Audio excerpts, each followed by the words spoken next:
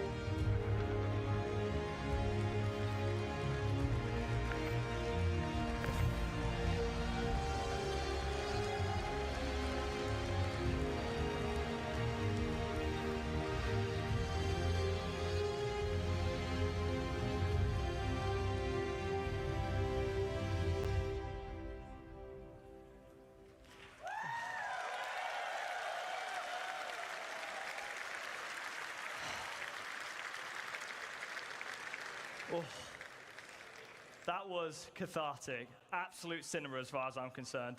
The teams at CIG have worked so incredibly hard to get to the point where what we just showed you was no tricks, no hacks, just gameplay of the Valakar.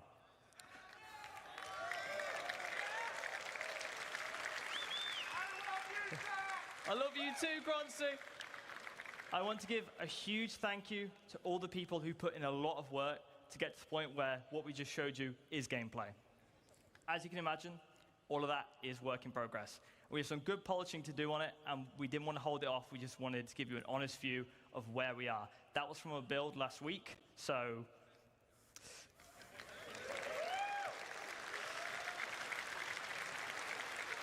with that said, monster hunting is coming to StarCitizen.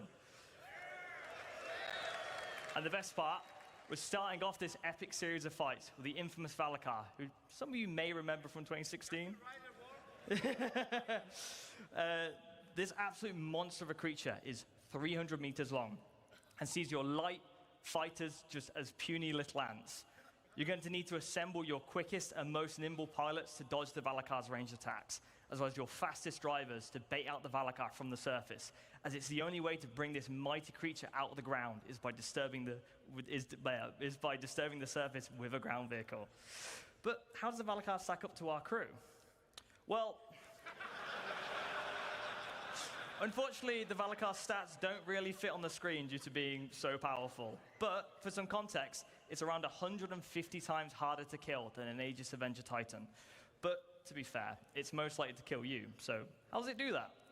Well, the deadly Valakar has a variety of ways of killing possible threats. So for a high-level overview of the fight, it regurgitates rock-hard sand that has been compressed inside the Valakar and uses it as a projectile to target foes. But if something's a bit too close for comfort in the sky, it uses its ginormous body to swipe ships out the way. Anything on the ground that it sees as a threat will have to contend with its bite or its deadly slam. So, little bit fun bit of information. As the Valakar becomes more injured, it will retreat back into the planet's surface, and you'll need to make sure that your ground vehicles stay alive or have backups to bait out the creature again, as well as keeping it interested. So, the big question, in a game like ours, how are we going to communicate the health of this creature?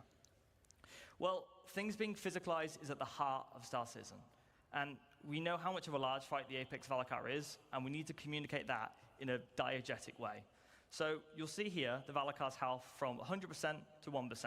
You'll see its skin getting more battered and bruised as the fight progresses, to give you an idea of where you are and how close you are. So the nice thing about this, it communicates the Valakar's health without needing any UI or health bars, and just purely keeps you immersed in the experience. So, number one question, why do you want to kill the Valakar? Well, because it's fun, but I know you sweaty gamers, so it's got loot, also known as harvestables. The Valakar has two very valuable harvestables. Firstly are its pearls. You'll need to mine growths on a variety of locations of Valakar to reveal these pearls. And once you've destroyed the growth skin, you'll see disgusting squidgy innards. But next is its big apex teeth. These are within its mouth, and you'll need a very strong tractor beam to be able to yank these things out. And these harvestables will not all come out at the same quality. So you'll be able to learn more about that and how harvestables are going to be used tomorrow in crafting your home. So a fun thing here is you'll see the character is standing within the Valakar's mouth as well. So when it dies, it keeps its collision, meaning that you can climb on it, land ships on it, and it's essentially your playground. But this really shows how big it is. But how big is it really? Well, fun bit of information. When we first made the collision for this model, Star Engine actually gave us an error saying, like, no living thing needs to be this big. You've accidentally added an extra 0 onto the size. But to give you an idea of the sheer ridiculous scale of this monster, you'll see here an Idris. Anyone who's done Xenothreat knows how big the Idris is. You feel like an ant when you're in the Idris, and this makes the Idris look small. There's also an Aegis Avenger Titan here as well, but if you look even closer, there's actually a Copion in this image. I'll give you a second to try and spot it. There it is. So well done to anyone who spotted it. So it's big. So for some fun numbers, it's 250 Copions long, 47 Aegis Avenger Titans long, And for our American friends, that's about 3.5 football fields. But lucky for our Copium friends, the Valakar actually comes in different sizes. So you'll be familiar with the variants we've done before with our quasi-grazers and our Copions. They're in different biomes and they have different aesthetics. But moving on, we want to also introduce different creature sizes. So these sizes will have unique behaviors, animation, audio, and harvestables associated to each size. So for our first size, we have the juvenile. These juveniles will respond to stimulus, such as noisy footsteps and loud mining beams. This will cause them to burst out the ground and attack anyone who's disturbing them. And you'll find these in caves near valuable harvestables and minerals. So for our next size, adults. The adult Valakars know not to pick fights and tend to remain to themselves. However, if you exterminate too many juvenile Valakars, this will cause adults to show up, which are 3 times larger and a lot more angry. Creature sizes are great because they allow us to create varied experiences as well as show you how creatures grow and evolve in the environments they live in and grow up in. Beyond that, we have our apex, which has the most valuable harvestables and the most deadly attacks. It's also the biggest living thing in the verse, so far. So, in summary, monster hunting is coming. This is the first in a large series of apex creatures that you need to gather your crew together to take down this mighty beast. You need a diverse lineup of ships, ground vehicles, loadouts, and skill sets to take out the apex Valakar. Everyone at CIG is incredibly excited to get the Valakar into your hands, and we hope it shows that we're not only doubling down on creatures, we're also committed to bringing you gameplay experiences that only a game of our scale can provide. But that's all for the Valakar, for this Valakar. Let's take a look at some other fauna. Now, the Valakar is very exciting, but I also want to share with you the bigger picture for creatures. So let's start with some Valakar variants. Variants so far have typically just had alterations to their loot and appearance. However, we want to go further with what variants can be. For example, what if the Valakar evolved and grew in a swamp environment instead of a desert planet? Or if a Valakar never made it to the surface and only lived in drowned caves? These are the kind of questions that make sci-fi one of the best mediums. And I can hear the questions already. What does an adult cave Valakar look like? What does an apex quasi-grazer look like? Well, it's these questions that get everyone excited that works on creatures to give you a glimpse into the big picture. All of these variances and differences and new creatures make up what we call our fauna matrix. The fauna matrix is basically our creature encyclopedia. So these concepts should show you that we want to get more weird and wonderful with our creatures. We've started off with more traditional animal references like dogs and birds and cows. But now we're in a position to create the things that we love about sci-fi, which is the weird and the unknown. So looking at where we're going, all of our creatures have been defined for the road to 1.0. We've ensured we've got a rich, diverse, distinct roster of creatures to make each of our planets feel special. As well, as considering the unique elements of various planets, ensuring that they're populated with appropriate creatures. We've been designing creatures in mind so that planets' ecosystems influence their behaviors, designs, aesthetics, and harvestables. With that being said, I would like to give you a sneak peek at our fauna matrix. That's all from me. I'm very happy to be bringing the Valakar to all of our backers. It's really like nothing else you've played before. I'll leave you with this last video. Enjoy the rest of CitizenCon, everybody.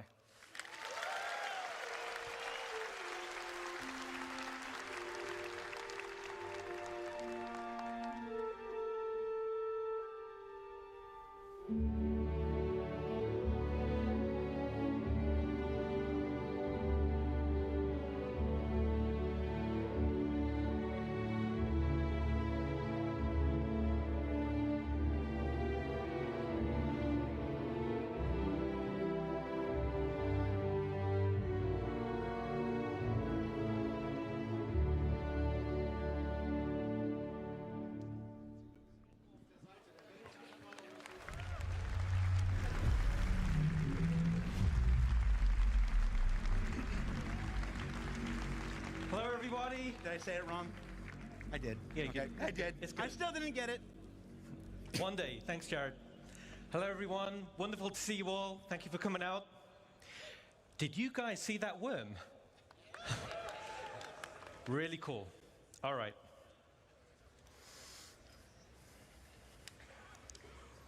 So right now, it's all hands on deck to make 4.0 the best experience for you. richer locations, deeper gameplay, better experiences. All with completely new and wonderful music from Pedro, which will create an evocative and emotional backdrop. Rich and I have been working directly with Pedro for many months now.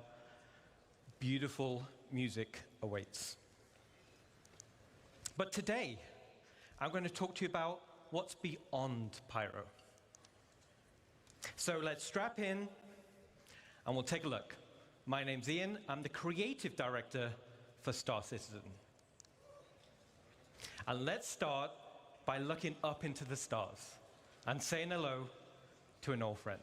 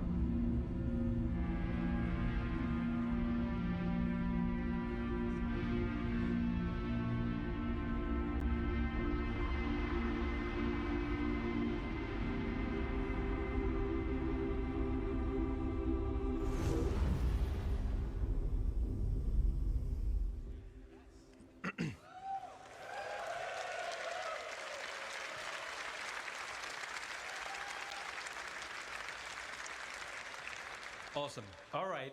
So this is Nix system. Nix was discovered in 2582 by Carl Larry during the height of the newly formed United Empire of Earth's territorial expansion. Its most defining feature, and the source of its name, is the sprawling black dust cloud that occupies most of the system. The dust cloud severely hampers visibility and can interfere with your ship's scanners. This system does, however, border with Vandal space. So, visitors are being advised there are Vandal raiding parties hitting locations throughout the system.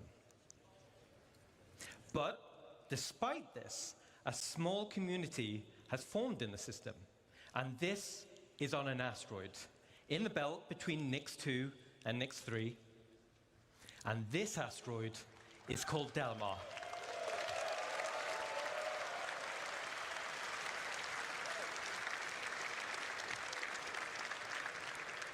And here it is, hidden deep in the glacium ring. But actually, Delmar should be, and now is, an actual asteroid. And as it's an asteroid, the space is a zero geolocation, giving a unique identity for a landing zone. So let's take a closer look at the main POI on Delmar.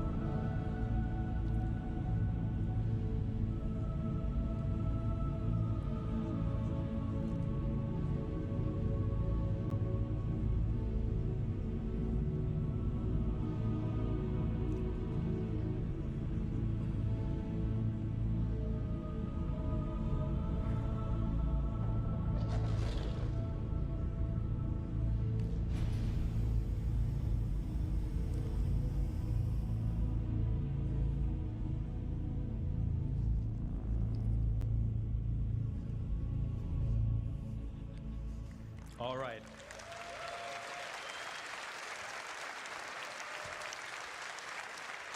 Awesome, awesome. So, for all that remember, it's awesome to be able to say, welcome back to Levski.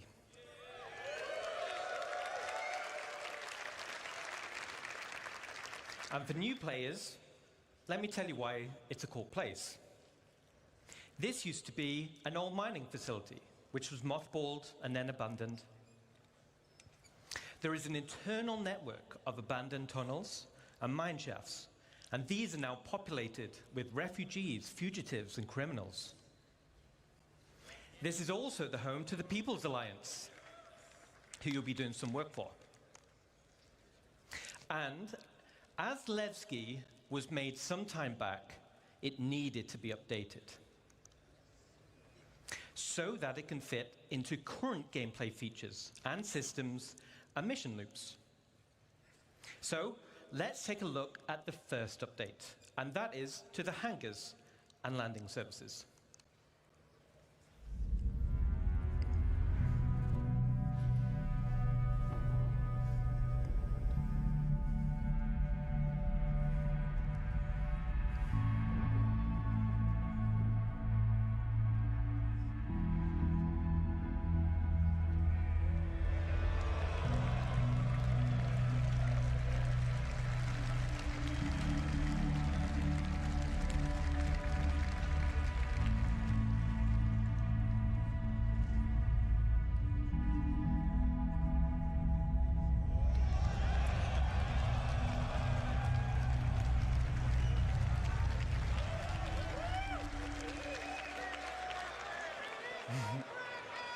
Release the Kraken!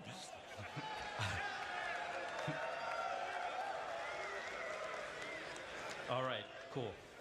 So Levski is still perched over the borehole, but now has a suite of hangars that are arrayed around and inside the borehole. We're also increasing the quantity of hangars. This is to meet the ever-expanding players per server to remove hangar wait times. And this pass will be done for all landing zones in the game right now. And for players that don't want to store their ship, docking services will be added high up on the cliff walls. Now, other than hangars and docking services, there are other ways to enter the location, which are also getting new updates. Let's take a look.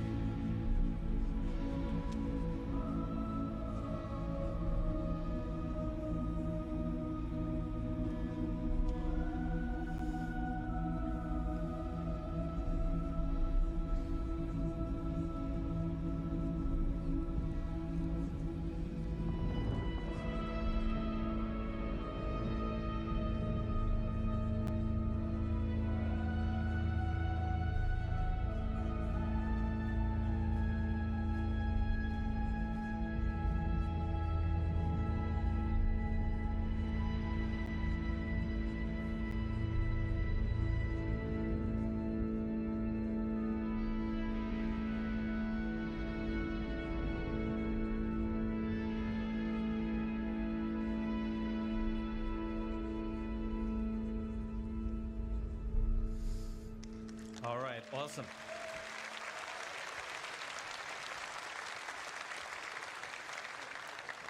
So around the main entrance, there's still gravity plating for on-foot access. And these will lead to open landing pads for quick drop-off and pickup. And we're also adding access to gameplay areas for a variety of local missions and gameplay types. And as you saw in the video, there will be banks of exterior freight elevators. These can be used for quicker gameplay loops without requiring hangar services. Now, as this is a zero-G location, it also gives an opportunity for another type of specialist freight services. Let's take a look.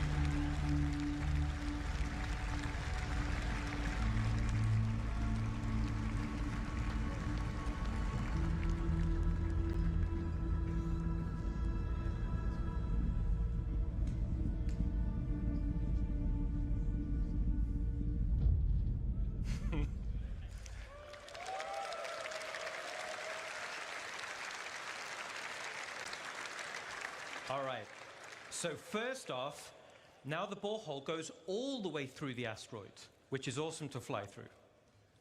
And down at the base of the asteroid, there will be banks of exterior zero-G freight elevators. These will be priority access for Hull series ships. So for all the Hull series folks, we got you covered.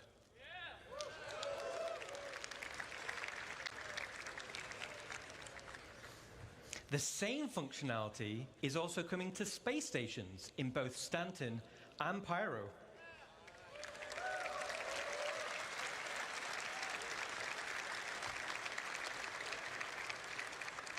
But wait, there's a little bit more. Let's take a look.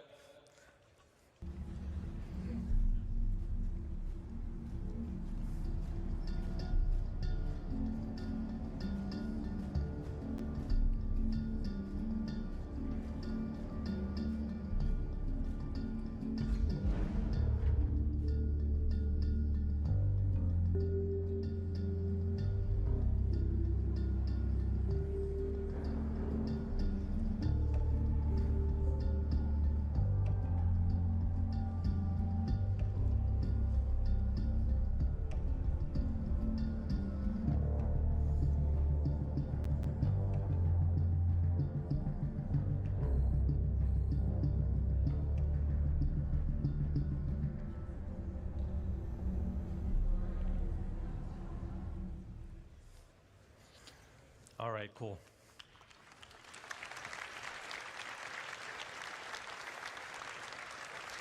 So, the external freight elevators will now have direct access to cargo decks to be able to quickly sell or pick up for the next run. So that concludes some of the exterior updates coming to Levski. But the interior is also getting some updates to bring them in line with current gameplay requirements. These will be spaces like cargo services, as we just saw, for hauling and supplies, and refinement centers, so you don't need to travel far to refine your ore. And we're updating the interior layout to provide better access to gameplay spaces. So to conclude, Nick's system will be the next system after Pyro. Yay!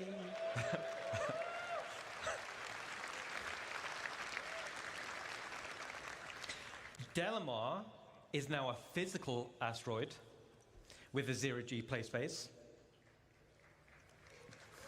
All right, not so much. And we're updating Levski to fit current gameplay mechanics and gameplay loops. And most importantly, we're adding local areas for gameplay content.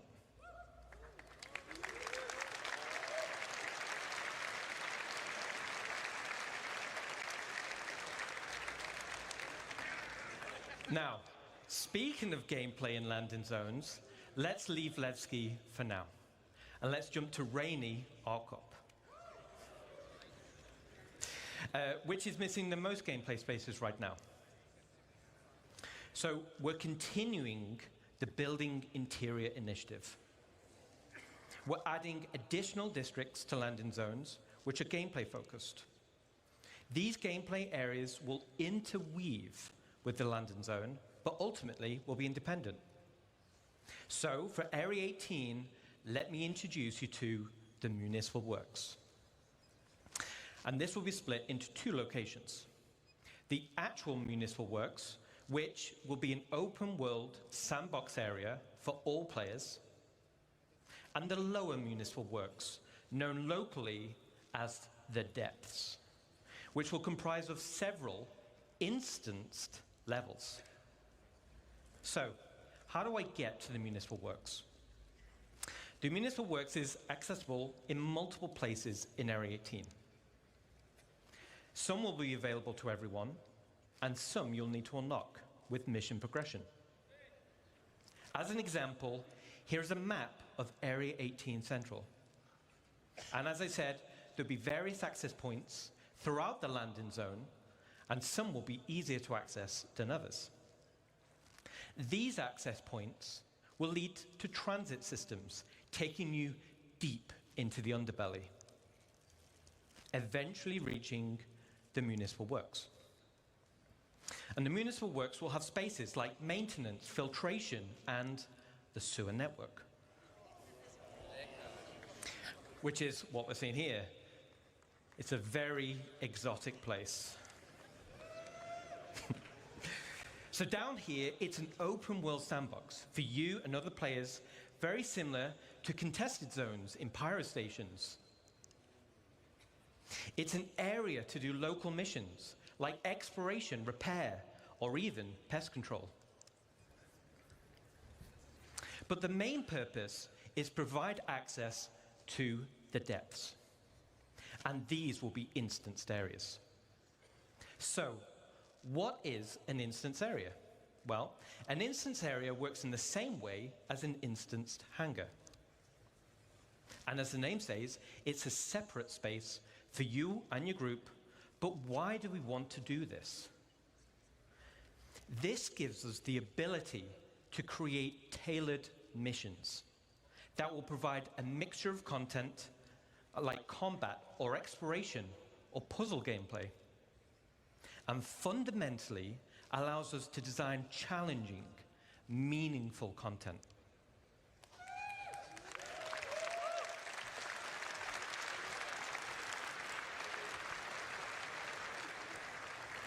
All right, so let me illustrate, going over here, how the depths will be split by levels. Now, stay with me on this. We're going to rattle through it quick. So let's say you're in level B01. You're running a mission, you're having a great time with the curated content I just mentioned.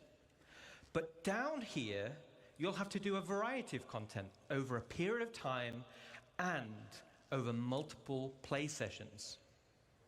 At the end of the mission, you'll find an access point, which will bring you back to the landing zone. And you'll do this loop multiple times with different mission content. After achieving the required amount of progression, your access level will be upgraded. So this time, you head down the access point elevator, and now it takes you all the way down to level B02, and you continue on with your journey.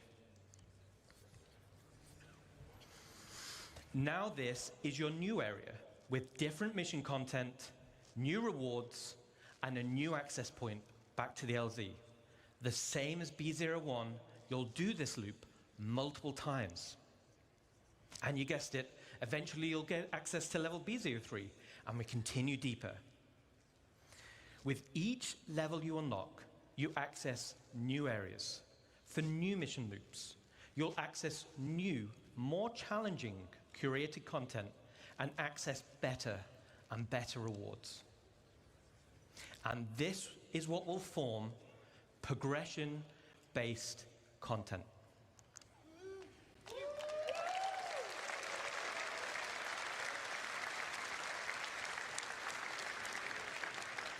So as I just described, was a very condensed version of an actual play sessions, but this still describes the unique gameplay experience. Landing zone areas which will offer long-term gameplay progression. So that concludes this section on gameplay spaces for landing zone. We're excited to show you more. All right. So we're going to head away from Arcot for now. Let's look again into the stars, and now we're going to talk about solar systems. All right. Stanton system was the primary system in the game. It serves as a lawful system. It's protected by the UEE and will continue to be evolved and updated as we balance it with other systems. Then we have pyro system, which we've spoken about at length, and this will serve as the primary unlawful system and is the perfect contrast to Stanton. Then, as we just saw, we have Nick system. It's not a totally unsafe system like pyro, but it depends on where you go, as it borders Vandal space. See that little bit of red? That's Vandal space right there. And the UEE does not protect this system. But we've got a little bit of space there, haven't we?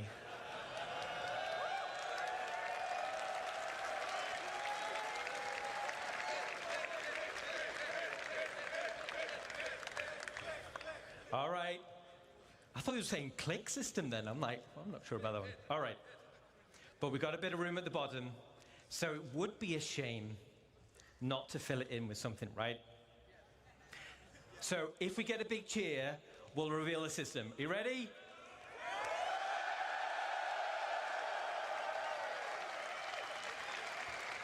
Very cool. Very cool. All right. Here it is. Oh, wait. Oh, all right. Okay. All right. All right. Okay. So, let's take a sneak peek at system number 4. Here it is. Well, it's awesome, right? All right. No, in order to reveal the 4th system, let me take you on a little history lesson. And to do that, we're going to load up our old friend, the Galactipedia. So, we're back in the height of the human-Xi'an Cold War. Tensions were at breaking point. In 2542, Armistead Perry introduced a designation line for a group of 8 planetary systems that marked the borderlands between Xi'an and human-controlled space. The United Planets of Earth designated the systems as no-fly zones and utilizing them as military staging grounds. But one system on the Perry line offered a key strategic position for a potential invasion into the Xi'an Empire. And that system was Castra.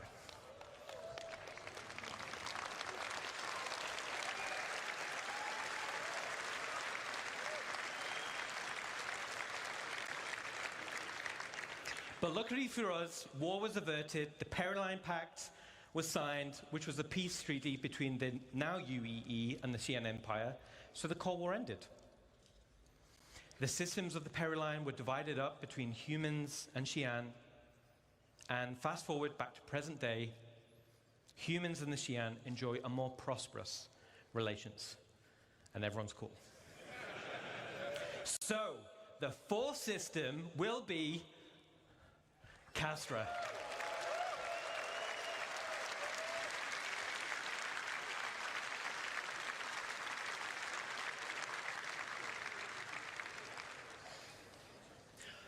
History lesson's over, so let's jump in and find out a little bit more. First we have Castra 1. Here it is.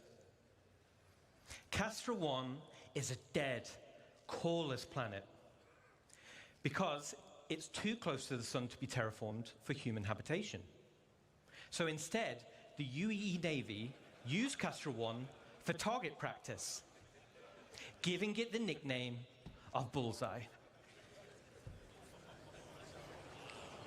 All the weapon testing throughout the Mesa era has left Bullseye covered in craters. And as you can see, it's super toxic, meaning ground exploration will require high-end environment suits. And as you saw in the weather demo, raging storms will create difficulty of access, giving risk and rewards for adventurers seeking unique minables and other items. Okay. Then we have Castra 2. The second planet from the sun is called Cascom. And this was the location of the military's staging area. Since the system was opened up to non-military settlement, it has since become a center of trade and tourism, but is still considered an Earth-centric traditionalist system, which prizes citizenship above all else. Let's head down to the surface and check it out. Breaking through the clouds, you'll find a landscape full of Great Lakes and lush crimson forests. And as you saw in the CTG presentation, you can see how we're going to make these worlds with the new technology. High up on the mountain range, here at the highest peak, we can just make out the landing zone called Sherman.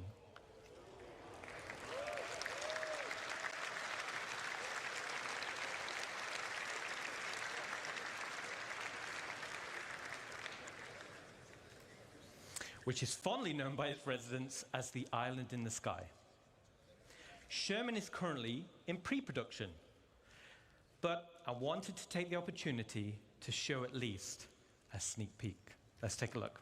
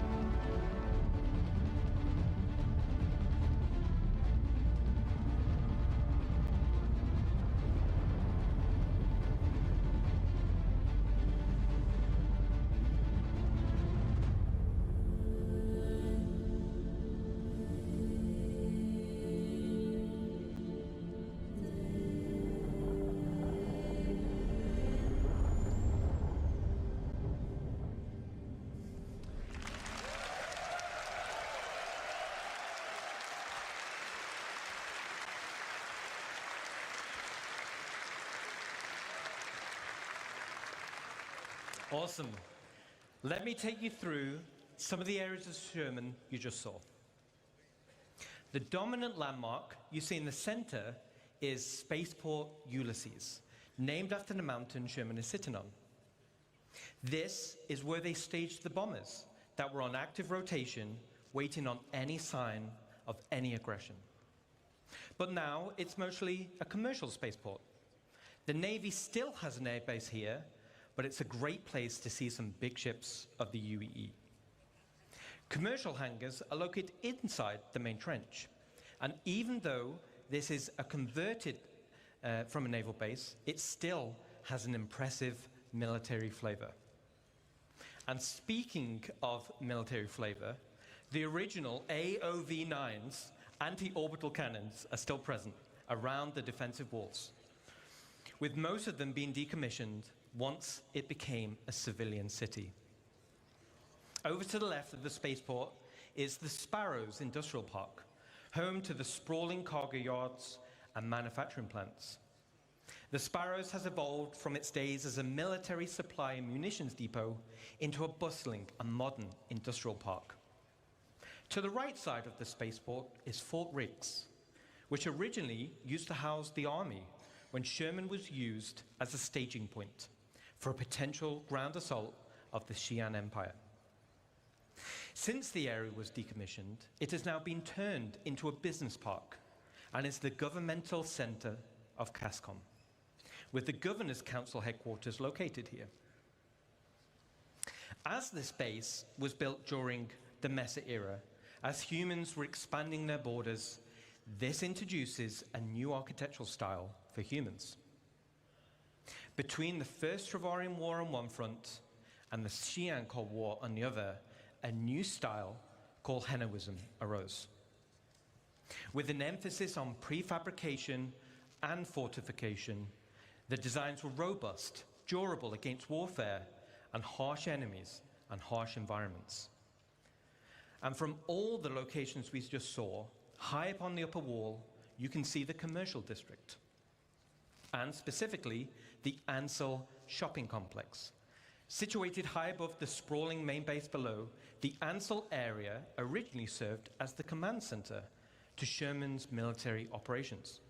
Inside this building, you'll find key areas like the Edge of Oblivion Bar, which was converted from the old officers' lounge.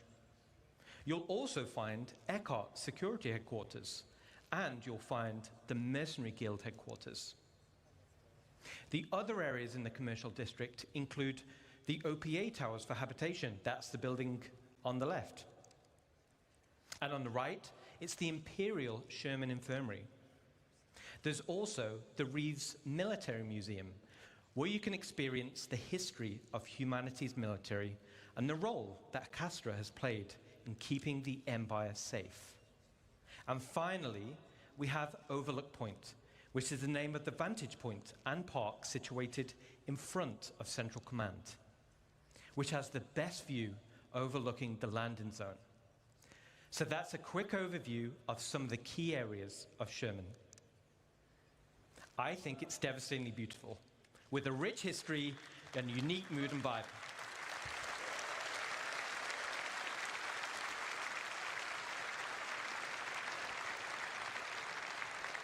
Awesome. So before I go, I want to...